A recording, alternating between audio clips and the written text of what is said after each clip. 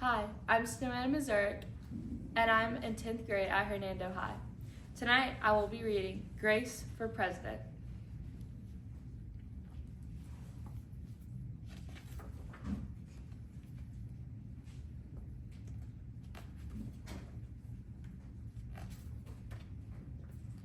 One Monday morning in September, Miss Barrington rolled out a big poster with all the president's pictures on it.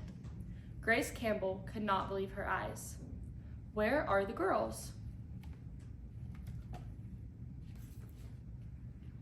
That is a very good question, said Miss Barrington. The truth is, our country has never had a woman president. No girl ever? Grace asked. No, I'm afraid not, Miss Barrington. Grace sat at her desk and stewed. No girls? Who'd ever heard of such a crazy thing? Finally, she raised her hand. Yes, Grace? I've been thinking about it over and over, and I'd like to run for president. Several students in her class laughed. Well, I think that's a star-spangled idea, Grace, said Miss Barrington. In fact, we can have our own election right here at Woodrow Wilson Elementary. The snickering in the room stopped, and Grace smiled. Would anyone else like to run for president? Miss Barrington asked the class. Nobody raised their hand. Becoming president was going to be so easy, Grace thought.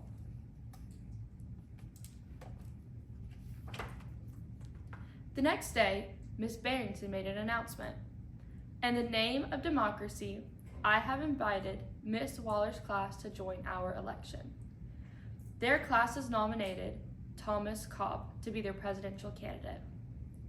Grace's heart sank. Thomas was the school champion spelling bee. His experiments always took blue ribbon at science fair, and he was the captain of the soccer team. Becoming president wasn't going to be so easy after all, Grace thought.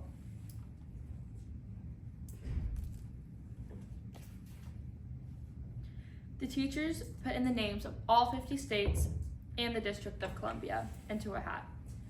Everyone except for Grace and Thomas got to choose a state. I'm Texas, said Anthony. I'm New Hampshire, said Rose. I'm Michigan, said Robbie. What does the number 17 mean?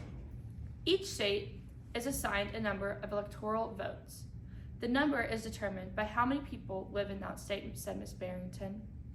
Each of you will represent your state. Altogether, our country has 538 electoral votes, Miss Waller said.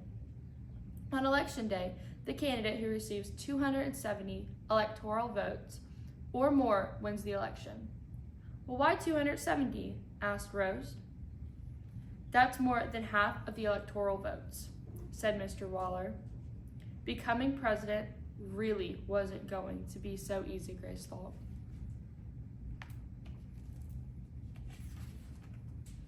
Grace came up with the campaign slogan, Make History, Vote Grace Campbell for President. And Thomas came up with his own campaign slogan, Vote Thomas Cobb for the best man on the job. Grace listened to what issues were important to the students, and she made a list of campaign promises. A peaceful school with no bullies, a cleaner school, no littering, better hot lunches, no more fish stick tacos. Thomas made a list of his own promises. Free tutoring, free soccer lessons, fish stick tacos every week. Grace made campaign posters and buttons, but Thomas made those too.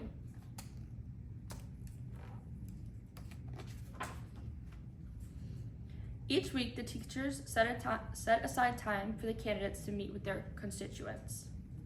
Polls were taken, voters were making their choices. Grace continued to campaign. At recess, she gave speeches. During lunch, she handed out free cupcakes. And after school, she held rallies. Meanwhile, Thomas wasn't worried. He had cleverly calculated that the boys had slightly more electoral votes than the girls. At recess, Thomas studied his spelling words. During lunch, he worked on his latest science experiment. And after school, he played soccer.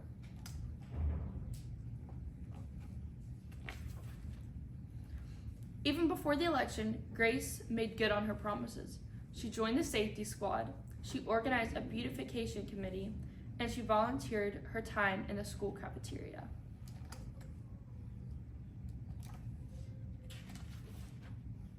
In early November, Woodrow Wilson Elementary hosted a special Election Day assembly. Grace and Thomas took their places on stage as the school band began to play. Henry was the first representative to approach the microphone. The Yellowhammer State of Alabama has cast 9 electoral votes for Thomas Cobb. Fletcher said the Last Frontier of Alaska cast its 3 electoral votes for the best man on the job, Thomas Cobbs. The Grand Canyon State of Arizona cast 10 electoral votes for Grace Campbell. And so it went. State after state, states cast their electoral votes. The scoreboard in the gymnasium kept track of the totals. The voting demonstration was quickly coming to an end. Clara approached the podium. The Badger State of Wisconsin cast its 10 electoral votes for my best friend, Grace Campbell. Grace looked at the scoreboard. Thomas had 68 electoral votes and she had 267. There was only one state unaccounted for, Wyoming.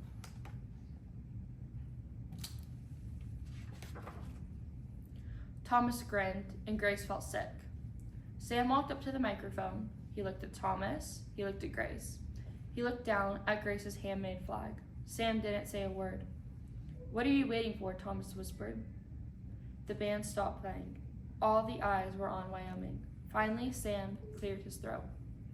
The Equality State of Wyoming cast its 3 electoral votes for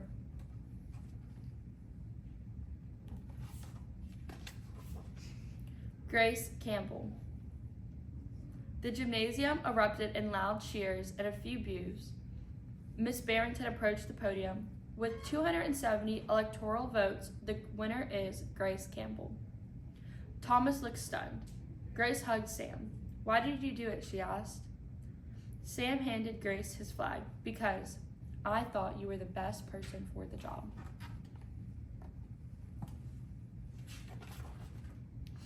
The following week, the students in Miss Barrington's class were preparing for their career day presentations. Grace volunteered to go first. She stood at the front of the room and glanced at the poster still hanging on the wall. "My name is Grace Campbell, and when I grow up, I'm going to be the President of the United States." This time, everybody believed that she would. The end.